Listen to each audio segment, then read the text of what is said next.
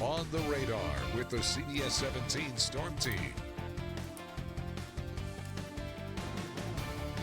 Thanks for joining us on the Radar. I'm Chief Meteorologist Wes Hohenstein alongside Rachel Duensing. This is your weekly look at everything happening in the weather world here in North Carolina and around the world. And Rachel, Melissa is at the top of really everyone's list about stuff going on across the world in the weather world. Yeah, we're really going to be spending a lot of time talking about Hurricane Melissa. And again, this was the satellite imagery just right before it's getting ready to make landfall. You see it make landfall there on Jamaica and then quickly move off to the northeast. But Melissa really is the big talker. Not only was it just a powerful hurricane, a Category 5, one of the strongest in the Atlantic, it also made landfall and caused absolute devastation for our friends and family in Jamaica. And it really is just heartbreaking to see all of that. You look at the satellite imagery as a meteorologist, we're like, wow, that is a perfect structure. Mm-hmm. It's kind of the perfect view of a storm. And then, of course, you have to take a step back and realize the human aspect of it, which is it made landfall on Jamaica and just caused absolute devastation. It's really heartbreaking. Yeah, one thing that struck me while we were covering this is how many times this hurricane season we've had storms out there and they've been very unimpressive, mm-hmm. or they've taken days and days to get together. You look at it on the satellite and I'm telling you it's a tropical storm or a hurricane. It didn't look like it at all. It changed with Melissa. The core, the eye of that storm was so perfectly round, it almost looked unreal. Yeah. A lot of times we see a circular, but it's a wobbly. This thing was perfectly symmetrically round, which goes to show how strong it was. Now at the top of many lists as one of the strongest for the island and one of the strongest ever in the Atlantic since we've started keeping records in 1851. Yeah, and a big part of that was the Caribbean Sea right there. There had been no system developed in the entire Caribbean so far this Atlantic hurricane season. So the water was untapped, so to speak. It was very warm, running warmer than average, and no storm had used up any of that energy, so to speak, just yet. So it was just a big old bowl of warm water basically for Melissa to tap into, and that's part of the reason why it rapidly intensified and became the monster that it was. Yeah, water close to 90 degrees just south of Jamaica. Jamaica, home to about 3 million people. It's about 40 miles tall, about double that wide. But all the popular resorts that maybe many of us have gone to, vacations or honeymoons or cruise stops, they're on the north side and on the east side. So if there was a better place for this storm to hit, it was maybe the southwest side. Jamaica, like many Caribbean islands, they survive off tourism. So hopefully, after making sure everyone's okay, they can get up and going again and get people back visiting and spending their money. It's just like us in western North Carolina. It's like us on the coast when we have a hurricane. We need to get things back up and running so we can start to get more people visiting, more dollars flowing through, because that's Jamaica's livelihood.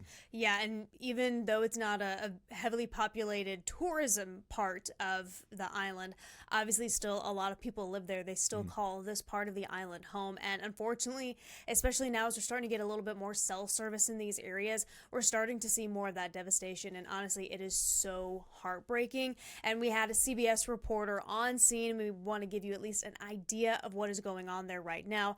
And we know that a lot of folks are going to be paying very close attention. So here's a look at what's happening after Melissa in Jamaica.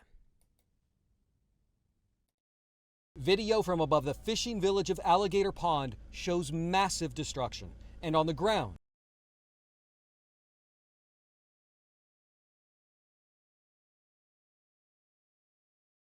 power lines are down across Jamaica, roads covered in mud and water, and homes damaged or destroyed.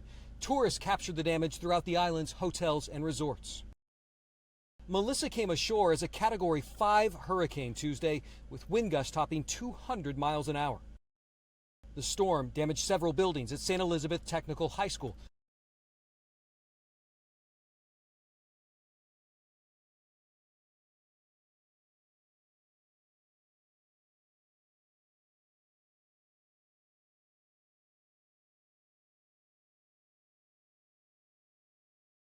Principal Keith Wellington told us he wants to find a way to keep the school's senior class together.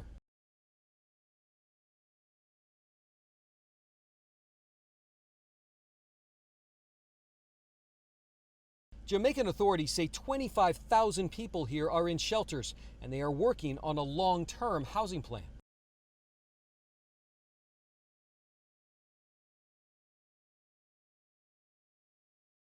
There are similar scenes in Cuba, where 700,000 are in shelters after Melissa made landfall as a Category 3 hurricane. The storm, seen here from the International Space Station, is moving over the Bahamas and will reach Bermuda on Thursday. Jason Allen, CBS News, Santa Cruz, Jamaica.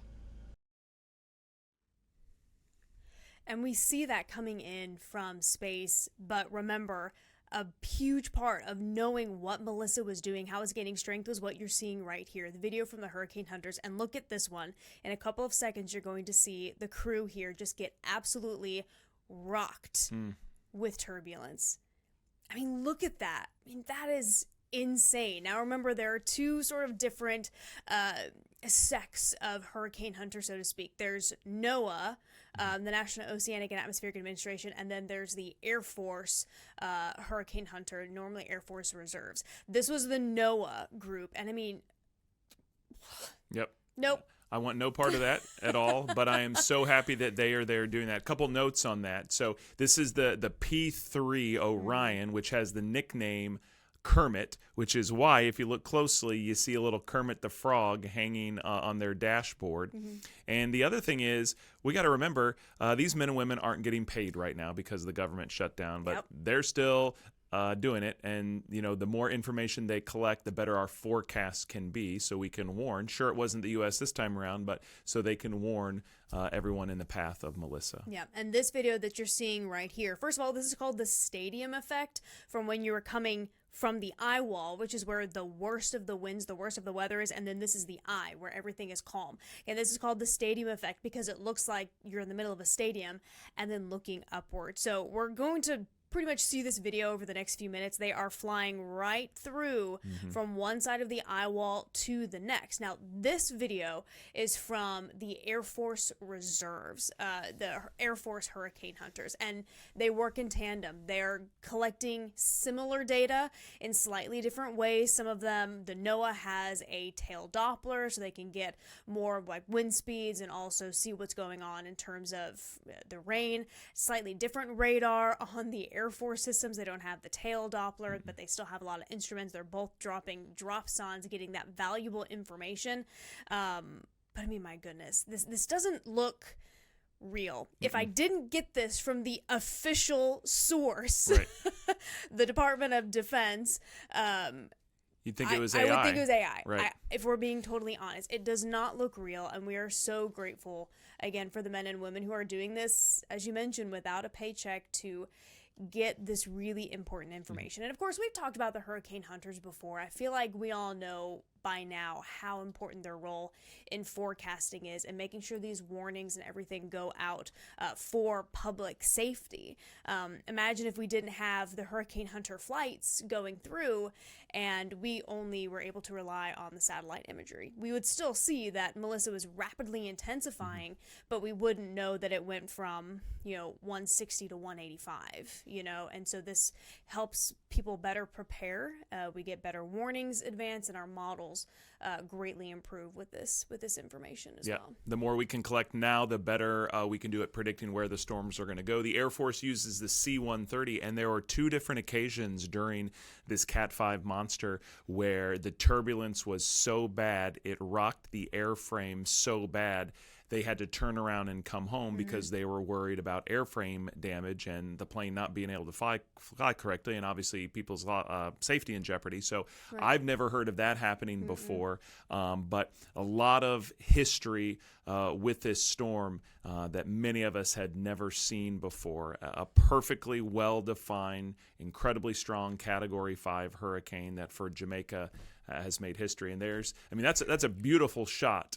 The problem is inside those clouds is where the winds were gusting over 200 miles an hour. And what you were talking about, just looking at the satellite imagery of Melissa, that was textbook. But you look just at this, you can see the rotation of the system. It is incredible video. And I don't mean incredible in, oh my gosh, amazing. It's incredible as in, oh my gosh, this is the power of nature, and it's it's hard not to be rendered speechless when you see video like this. And another report we got, in addition to the planes having to turn around, that there are a couple occasions where birds trapped in the eye. Yeah. When the hurricane hunters are out there, they send back numerous reports, and frequently at the very bottom there's a few notes, and one of them at one point said birds spotted trapped in the eye. So yeah, it's always crazy. And I believe what you were talking about with the turbulence, a NOAA flight had to abandon their mission in addition to an Air Force flight having to abandon theirs as well. So 2 different missions had to get out because it was deemed unsafe. And I believe that Air Force One, they were actually sort of circling in the eye for a moment, trying to find the best way to get out safely. And then what was it? There's a report that within a 1-minute span, they dropped anywhere from 600 to 700 feet up and down. Yeah. Yeah, so, it's ridiculous. When the C-130 was here a few years ago in Raleigh, I talked to one of the pilots and I asked him, lots of questions. They choose to fly into these storms. Right. And he said, in general, stronger, well-organized hurricanes are better to fly into than disorganized tropical storms and depressions, because those are chaotic systems trying to figure out life, get themselves together, things going every which way, where a hurricane that's well defined, you kind of know what's going on, you know what to plan for, you know how to sneak in and sneak out. So it's a surprise that it was that turbulent this time around, when pilots have told me in the past that sometimes it's easier to fly into these stronger, well-organized storms because at least you know what you're going to get. Yeah, and just goes to show the power of Melissa. And we mentioned it a little bit already. We saw at least a glimpse of the destruction in Jamaica, and I'm sure we're going to see, unfortunately, more, as we mentioned, as more satellites and more cell service gets back online. But Melissa was the strongest hurricane to ever hit Jamaica. So it made landfall again around 1 o'clock that day with winds of 185 miles per hour. So that in itself is a powerful hurricane. Again, a Category 5. But when we compare it to other major hurricanes that have hit, it's been a long time. The most recent major hurricane to hit was Gilbert back in 1988, which was another really bad one for Jamaica. Killed, I believe, 75 people, caused millions of dollars in damage, if not close to $1 billion. I can't remember the exact figure converted into today's dollars, but they have had a lot of other major hurricanes, but it's mainly in sort of the early 1900s, the mid 1900s. They have had a hurricane hit them more recently. That was Hurricane Sandy back in 2012, but it was not a major hurricane by that point. So unfortunately, Melissa has gone down on the record books for Jamaica and really across the Atlantic as well. Yeah. And remember, those winds are sustained at 185. They had gusts over 200, which is essentially like having a EF5 tornado tear across the western part of the island. So just to give you another way to think about it, but bad situation. And it turned out to be, from several different standpoints, one of the strongest hurricanes ever in the Atlantic. Now, again, our reliable records go all the way back to 1851. All right, so we're talking more than 150 years. And you see Melissa in the third place spot when it comes to pressure. The lower the pressure, the stronger the low pressure, the tropical storm, the hurricane is. And outside of Wilma in 05 and Gilbert in 88, which we just talked about, Melissa, the third strongest hurricane on record. And it is important to know, too, that Wilma and Gilbert, I believe, reached their lowest pressure out over the water. Right. And Melissa was pretty much right before making landfall. So that is kind of an important factor there. And same thing with winds. So there are a lot of storms that have had winds. I shouldn't say a lot. There are a handful of storms that have had stronger sustained winds than 185 miles per hour, but this is specifically at landfall. So again, Melissa is top 5 in terms of lowest pressure. In terms of strongest landfalling hurricanes in the Atlantic Basin, again, since 1851, the most reliable records, it is tied for first with Hurricane Dorian back in 2019, which just really devastated Grand Abaco Island in the Bahamas, and then the Labor Day hurricane in 1935. All had winds of 185 miles per hour at landfall. Yeah. I mean, it's just awful. Labor Day called the Labor Day hurricane because in 35 we didn't use names yet. And look how many recent ones we have. 19, 25, 2017. So a lot of recent hurricanes have had some of the strongest winds we've ever seen. Yeah, absolutely. Alrighty. Let's October talk about is the season. October is coming to an end. So we've got 1 month left in the hurricane season, which goes until the end of November. So at this point, we have had 13 named storms. That's what the M named storm is. That's number 13 in the alphabet. Last year, remember, we went all the way to Sarah, 18. So looks like we're going to have less named storms this year. 5 of them became hurricanes. And what statistic jumps out at me, Rachel, is that of the 5 hurricanes, 3 of them were Cat 5s. And fortunately, only 1 actually made landfall, which unfortunately was Melissa. But even the ones that didn't make landfall, we think of Hurricane Erin here along the coast. It didn't actually hit anything. It technically stayed out in the open ocean, but still caused a lot of issues, especially for us here in the Outer Banks. So here are all of those storms. Again, Erin, Category 5. Gabrielle, not a Category 5, but a major hurricane, Category 4. Umberto, Category 5. Melissa, Category 5. Imelda, the only hurricane that we've had this year that did not become major. It stayed a Category 2. And next up on the name list is the in-name storm Nestor. But as we kind of look ahead, there's really nothing out there that looks impressive like it is going to form. So we have nothing really coming down the line. And I think it's also interesting to remind ourselves what we lived through back in July with Tropical Storm Chantal, not a hurricane, a tropical storm that dropped a foot of rain in a few hours in some spots. And that was our worst storm of the season here in central North Carolina. Chantal, just a tropical storm, but boy, did it do some damage. Yeah, all about the impacts, not necessarily the strength or the category, and it is always really important to focus on that as well. But hey, at least we're kind of nearing the end of season, right? Remember, hurricane season runs through the end of November. We're almost at the beginning of November. First of all, that in itself is crazy. How is it November already? But there means there's still technically a month left in hurricane season, and we can and have had storms and hurricanes during the month of November, Wes. Yeah, here are all of the named storms that have formed in November. You can see that's a lot of lines, but as we zoom in a little closer to North Carolina, again, these history books go all the way back to 1851, so 175 years of data. These are the ones that have come close to or impacted North Carolina. Not a lot of them. The most recent one was leftovers of Nicole that brought almost 7 or 8 inches to some parts of western North Carolina. That was in 2022. But let's kind of assess where we are now. I mean, we are getting cold fronts every other day, big dips in the jet stream. I mean, the weather pattern as we head into November is kind of leaning toward it's going to be really hard to get a tropical system to impact North Carolina. So I think we feel really good about not having to worry about a tropical system in the month of November here in the Carolinas. Yeah. And I'm not mad at that at all. I mean, a little one close by might be nice to get a little more rain to appease the drought. But again, we are not wishing for any tropical systems for sure. But as we mentioned, it's fall. We're starting to see the change in leaves. Leaves can cause some issues, believe it or not, especially as we're getting into some more rainy periods. We're going to talk a little bit more about that coming up after the break. On the radar with the CBS 17 Storm Team. Welcome back to On the Radar. Rachel here with Wes. We spent a lot of time talking tropics, Hurricane Melissa, and rightfully so.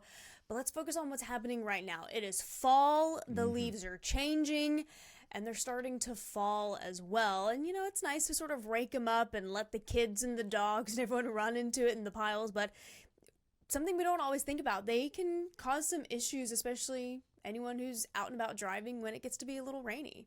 Yeah, and we finally got some rain. We've got wind. We've got leaves getting blown around. And as meteorologist Matthew Huddleston tells us, wet leaves on the ground can be almost as dangerous as snow and ice in the winter. We all know how dangerous driving on ice-covered roads during the winter can be, but traveling on a road covered in wet leaves during the fall can be just as treacherous. As the leaves begin to change colors in the cooler months, we admire their beauty. Here's a look at some foliage pictures from the past few weeks around the state. This is sent in by Sharon O'Leary of Looking Glass Falls. A lot of nice colors back there with that waterfall. These two are from the town of Beech Mountain. As the weather got cooler up there, spectacular colors made their way out, seeing oranges and reds here on Beech Mountain and a mountain trail itself. But there is a downside when the leaves begin to fall off in large numbers, especially after the windy conditions we've seen lately with wind gusts as high as 30+ miles an hour at times. Leaves are designed not to let water in, so when they fall on the road and it rains on top, water just sits on the surface. This creates a lack of friction similar to what's found on ice. When the slickness becomes an issue, stopping distances also start to be a concern as they really pile up there on the roadways. At 40 miles an hour on dry roads, the overall stopping distance is about 80 feet, so pretty good on your typical day. At the same miles per hour, though, on wet roads, that means it takes twice as long to stop, 160 feet. So use caution, of course, anytime it is raining outside, and the worst conditions being on wet leaves. Still at 40 miles an hour, it takes a whopping 250 feet to stop on the road, so keep that in mind. But there are some things you can do to make your driving experience safer. The first thing would be to give plenty of distance between you and the car in front of you.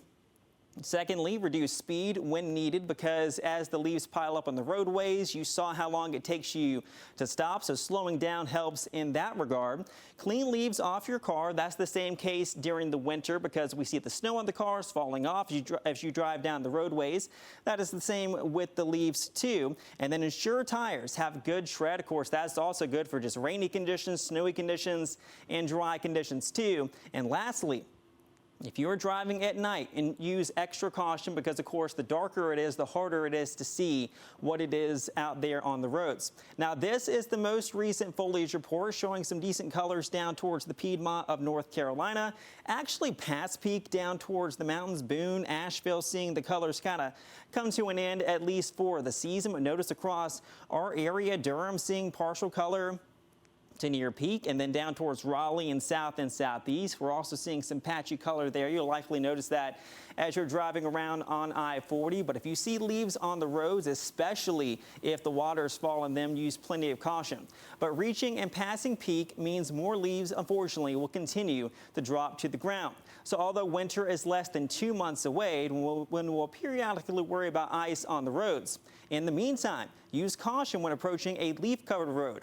Not doing so could make your drive more eventful than expected. I'm meteorologist Matthew Huddleston. Back to you in the CBS 17 digital studio.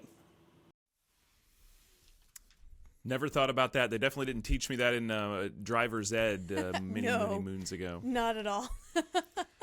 All right, good stuff from Matthew. Let's kind of switch gears and talk about our weekly segment that we try to do here on the radar, and that is Your Super Sunsets. Every night at 11 o'clock on CBS 17 News at 11, I show viewer sunsets or sunrises. So if you've got something in your camera roll, you've been on a trip lately, send me an email to sendit@cbs17.com. And I am starting with a sunrise, Rachel, from our buddy Scott, one of the best photographers that we have as a viewer on CBS 17. He has gotten up early a few times over the years, and he's got this secret spot at Jordan Lake. And there it is. He's made me promise not to reveal his secret spot because he doesn't want 100 people out there. Smart. But he was up early for this super sunrise in early October over at Jordan Lake. Water by that point probably a little too chilly to get in. Next up, let's come back to Wake County, to downtown Cary. So Kate, this is back to a super sunset. Kate was at the parking deck in downtown Cary, parked her car, got out, started walking away, looks back at the car, and that is what's looking back at her. So random that she just happened to look back. Lucky that the sun was right below the tree. And then there's also some clouds that the sun dipped below right after that. And then, of course, you got the American flag. That's a great shot. And I mean, that's how easy picture. and random and lucky it is sometimes to capture one of these super and it's so sunsets. much easier now with phones in our pockets. Before you had to actually have a camera with you. Now it's just like, oh, let me take out. You don't even have to end your phone call. You can just, it's great. Yeah. Across the pond we go. This doesn't, when I first saw this, it doesn't look like Spain. I've never been to Spain, but I didn't think Spain when I first saw this. This is on the coast of Spain, Villanova de Rosa. So this is north of Portugal. Remember, Spain kind of sticks out there. Portugal's part of that peninsula that sticks out. So this is on the west coast of Spain, looking off to the west, back a couple weeks ago in October. So thanks to Jose for that one. Deanna is up at Lake Gaston for this super sunset. This was a little closer to the summer, and that looks like the water would be nice enough to jump in. So thanks to Deanna Melson for that. And I'll finish up over in Holly Springs at Sug Farm.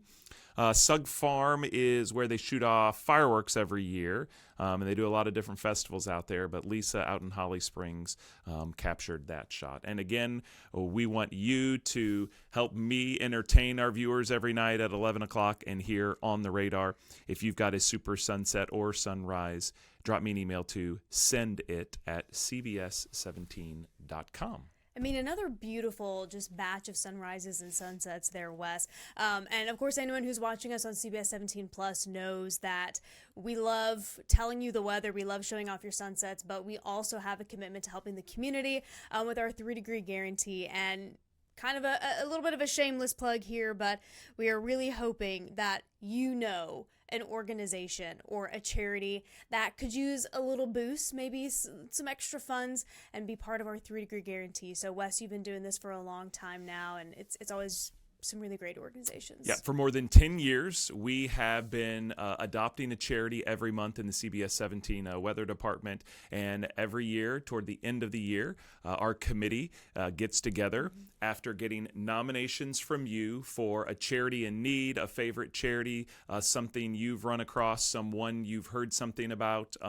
And we've got a lot in our community, and a lot we've talked about over 10 plus years, a lot we haven't. So now is the time of year where we're planning for 2026, and we want to hear from you, your favorite charity. If you've got a charity that you think would do good by having us raise money and awareness for a whole month on CBS 17, drop me an email to wes@cbs17.com. We will be picking the 2026 charities in the coming weeks. Yeah, it's always great to be part of all of those organizations and learn more about the great things that people are doing in this area. So that does it for us for this week's edition of On the Radar. We hope that you learned a little something, enjoyed looking at some of those amazing images from Melissa. And as always, if you have something you want us to talk about that you want to put on our radar or us to put on your radar, send us an email over either to Wes, myself, or the entire weather team, weather@cbs17.com. So that's it again for this week. Have a great day. We'll see you next time.